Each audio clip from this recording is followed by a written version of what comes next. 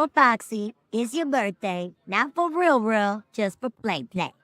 This is Cree Summer, and Moana Nui will be right back.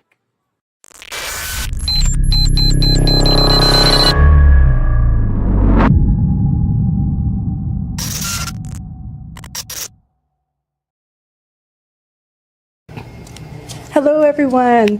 Welcome to the Moana Nui Podcast. We are here with our first guest here at Dreamhack Atlanta.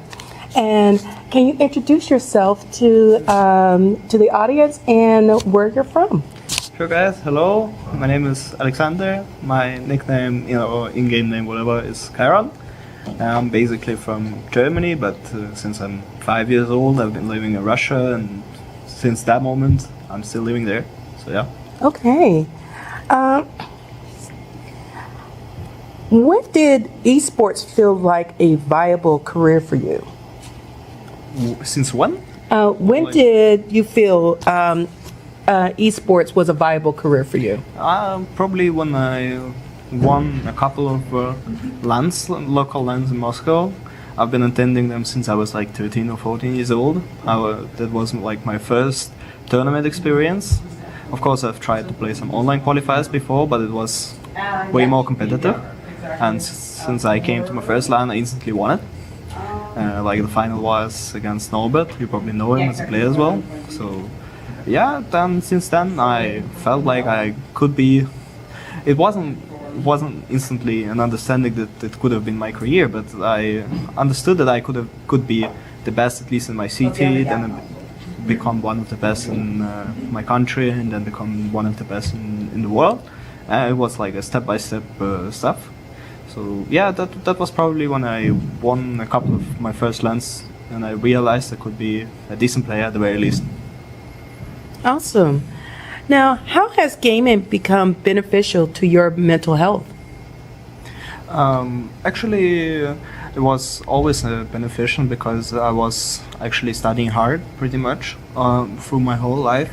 Like I ended up my school with all perfect grades. I've got like the golden medal for that. And always when I came back from the school and after like the exam preparation, I was always like playing CS. It was, first of all, it was my passion. Second of all, it was just a way to relax myself as well. So yeah, and the games were in my life since I was like 3 years old. My father got me a computer when I was like 3.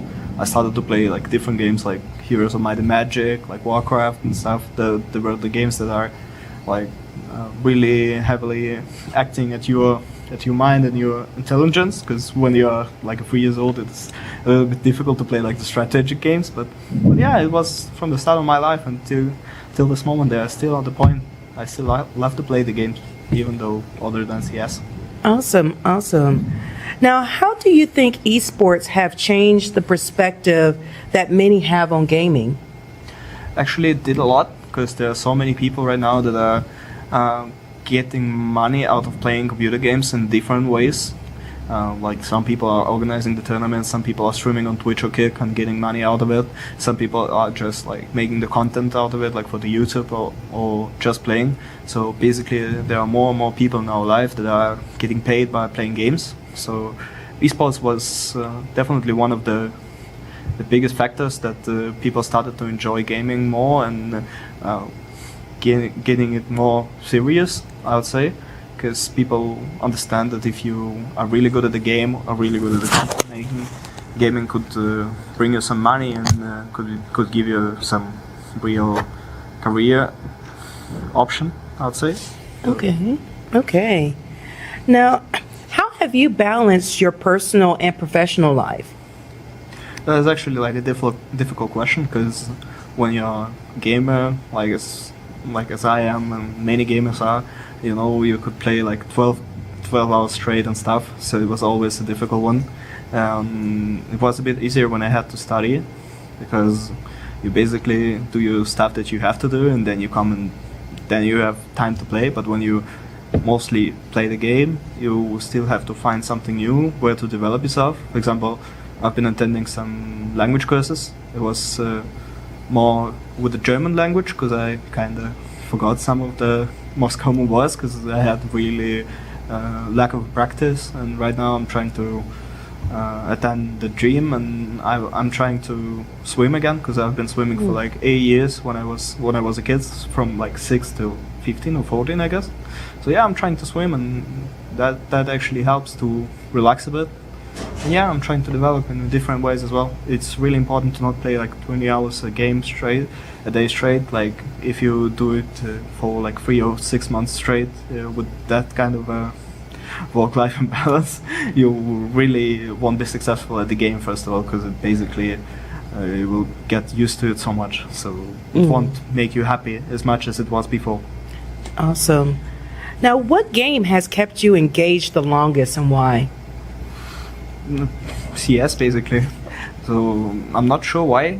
Probably it was, first of all, it was a competitive experience, and I started to play when I was like 12 years old or 10, and it was pretty much easy to understand what's going on, because it's the basic of the game, and that is why the game is easy to watch for the people that are not known with that, because basically you have like AK-47, you have M4, you just have to shoot the enemy, and that is pretty much it. The gameplay is quite easy for the newcomers, but it's still it develops itself when it comes to the pro level. You really have different aspects to open for yourself. You don't really understand how deep the game is when you start to play it, but while you're playing, you are getting more and more of it, so you're getting more and more fun of it.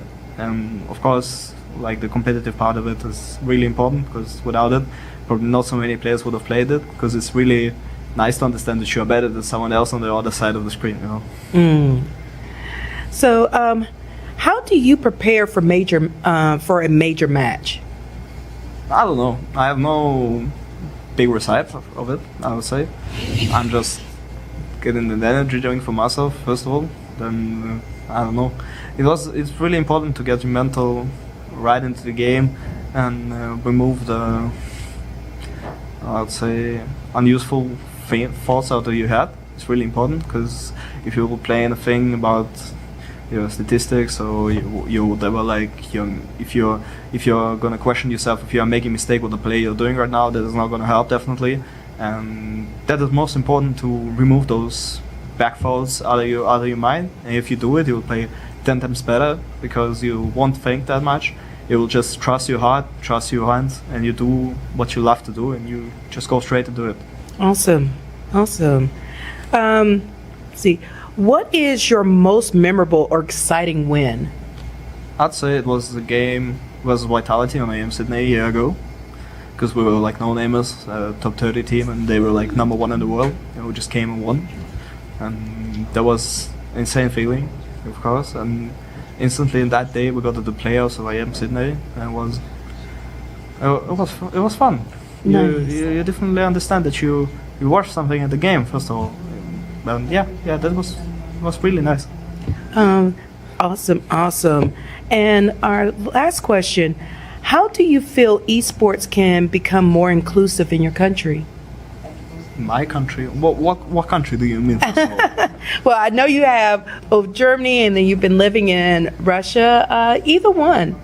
Either one? Okay, I could say about Russia, I could say definitely we could still have more local events like it was before, because I don't see them anymore in Moscow, like that usual as it was before.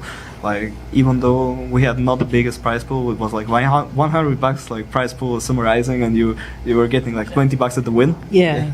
And I don't know, that was always fun, there were so many nice people I met there, that some of them are not even playing anymore, and was like a big community of LAN players, I would say, like from 100 to like 300 people that were attending almost every tournament at the Moscow. And it was like its own community, and a lot of the players that are in the scene right now, and on even like a top level, that were developed by those LANs, because people were meeting each other, like getting experience from each other, and it was always nice for the community, first of all, and second of all, it was nice for the players, and everyone was getting nice with each other, making teams, making it to the online tournaments that were like world tournaments, like qualifiers and stuff, and like so many players developed out of that. I hope they will bring it back. That really matters. Awesome, awesome. So, for those that are watching, how can they follow and support you and your team? Support me? I'm not sure, guys. Just Like on social media or anything like that, that they can support your team and follow your team? yeah, maybe just follow our social medias. Probably that will help. I'm not really the most active guy on the social media, I'll say. Like really, but I'm still trying to answer if someone is typing me on the private messages, like everywhere. I always try to answer. Of course, if it's not like a hating comment, like, Yes. like not like the guy just lost his money on the bathroom. That's just embarrassing. I don't answer to that. But if you have like real questions and stuff, and if you're going to support, yeah, sure, type in the private messages. Everything is recognized. Everything is really appreciated by us and our team, by everyone of our team, I would say. So yeah, Awesome. probably follow us on social medias. So for Instagram, Facebook, Twitch, Instagram and Twitter, I'd say. I'm not Twitter. really streaming that much. I don't know if someone of you guys have Telegram, you could also follow it, but Okay. but it's really difficult because every post on the Telegram, like social media of our team, is on Russian because like 90% of the auditory is basically Russian speaking, I would say. So yeah, if you want to get some English speaking content, then follow Instagram and Twitter. I'm trying to post as much as possible and answer every comment and stuff. That was really nice that when someone's typing, that's cool. Awesome. Well, everyone, thank you for tuning in, and definitely follow our esports teams that we're interviewing this weekend. And thank you for tuning in. You all have a great day. Bye, everyone.